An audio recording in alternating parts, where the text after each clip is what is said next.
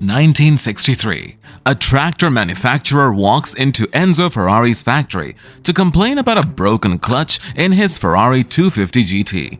Enzo Ferrari, the most legendary car builder in the world, looks at him and says, "You may be able to drive a tractor, but you will never be able to handle a Ferrari properly." The tractor guy stands there, humiliated, dismissed, told he's not worthy of driving a Ferrari. So he walks out, drives home, and makes a decision that will haunt Enzo Ferrari for the rest of his life. "I'm going to build a car better than yours, and I'm going to do it right next to your factory."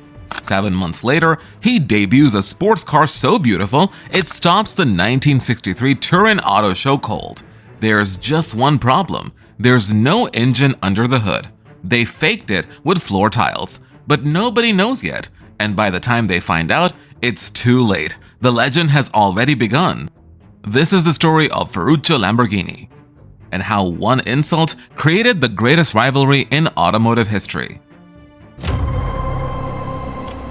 Before Lamborghini became synonymous with supercars, Ferruccio Lamborghini was the tractor king of Italy. Born in 1916 to grape farmers in Emilia-Romagna, Ferruccio showed zero interest in agriculture. He was obsessed with engines, motorcycles, machines.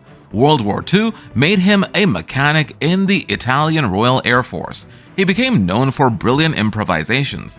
When the war ended in 1945, Italy was destroyed, but Ferruccio saw opportunity. American and British military had left behind thousands of surplus vehicles and parts. Ferruccio bought them for pennies and started building tractors. In 1948, he founded Lamborghini Trattori, a tractor company. His tractors were affordable, powerful, and reliable. Farmers loved them. By the early 1960s, Ferruccio was a millionaire. He expanded into heating systems, air conditioning, hydraulics. He had an industrial empire. And with his wealth, he indulged his true passion: fast cars. He bought Alfa Romeos, Jaguars, Maseratis, Mercedes, and multiple Ferraris, including a Ferrari 250 GT. But here's the thing, Ferruccio hated them all. His Ferraris, in particular, kept having the same problem: recurring clutch failures. So in the early 1960s, Ferruccio drove to Maranello, to Enzo Ferrari's factory, to complain. This is where everything changed.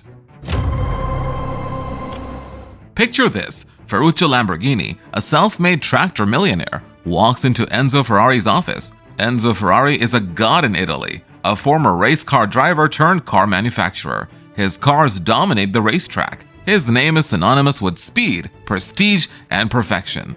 Ferruccio tells him, "Your clutches keep failing. I think I know why. You're using cheap tractor clutches and charging me 100 times the price."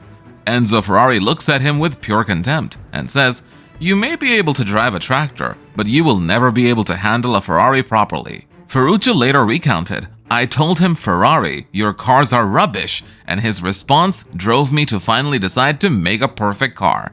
Ferruccio walked out of that factory humiliated, furious, and determined. He went home and made a decision that would change automotive history. "I'm going to build a better sports car than Ferrari."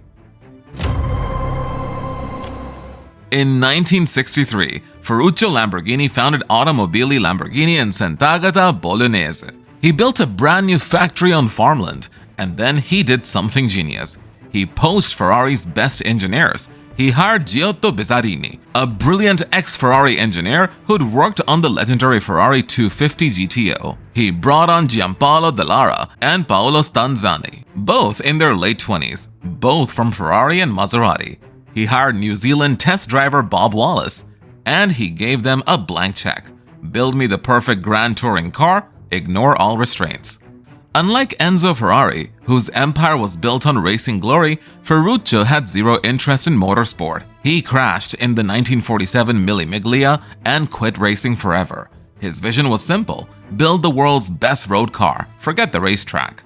7 months later, 7 months, Ferruccio unveiled the Lamborghini 350 GTV at the 1963 Turin Auto Show. The car was stunning, low, aggressive, beautiful, and completely fake. Here's what happened. As the Turin Auto Show approached, Ferruccio's engineers realized Bizzarini's V12 engine wouldn't fit under the low hood they designed. There was no time to re-engineer, the show was days away, so they improvised. They placed factory floor tiles in the engine bay to simulate the engine's weight, and they kept the hood locked. Nobody at the show could look inside. The 350 GTV generated massive buzz, orders poured in, the automotive press went wild. Lamborghini later preserved those very floor tiles as a cheeky reminder of their scrappy beginnings. The production version, the 350 GT, launched in 1964, with a detuned V12 making 270 horsepower. It could hit 250 kilometers per hour, it was refined, luxurious, fast. Reviewers called it a GT car without faults, exactly what Ferruccio promised. But Ferruccio's engineers weren't done. While the 350 GT earned respect, Ferruccio's young engineers wanted to go further. Zalata, Stanzani, and Wallace had a wild idea: a mid-engine road car.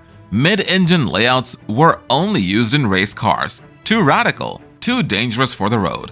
Ferruccio wasn't interested, but he didn't forbid them from experimenting.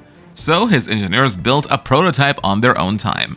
In 1966, they unveiled the Lamborghini Miura at the Geneva Auto Show, and it changed everything. The Miura had a transversely mounted 4.0L V12 engine behind the seats, a layout inspired by the British Mini, scaled up to supercar proportions. The body was designed by 28-year-old Marcello Gandini. Low, curvaceous, dramatic, with eyelash headlights that became iconic. When it hit the streets in 1967, the Miura became the world's first mid-engine production supercar.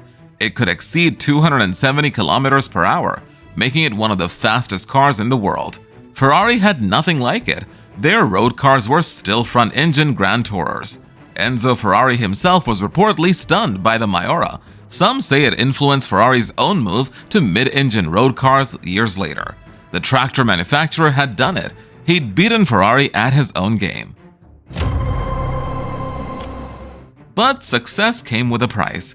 By the early 1970s, Ferruccio's empire was crumbling. A massive tractor order from Bolivia was cancelled after a military coup, leaving him with huge unsold inventory. The 1973 oil crisis killed demand for gas-guzzling supercars. US safety regulations blocked Lamborghini from the crucial American market. Costs spiraled, revenue collapsed. In 1972, Ferruccio sold a 51% stake in Automobili Lamborghini for $600,000. In 1973, he sold his tractor business. In 1974, he sold his remaining stake in the car company and retired to his Umbria state to make wine. The man who built Lamborghini to prove Enzo Ferrari wrong walked away from his own creation. And then things got worse. By 1978, just 15 years after founding, Lamborghini was bankrupt. The company went into receivership. Court-appointed administrators kept the lights on. For the next 2 decades, Lamborghini was sold and resold. Swiss investors, French brothers, Chrysler, Indonesian conglomerate Megatech. Then, in 1998, salvation arrived from an unexpected place: Germany.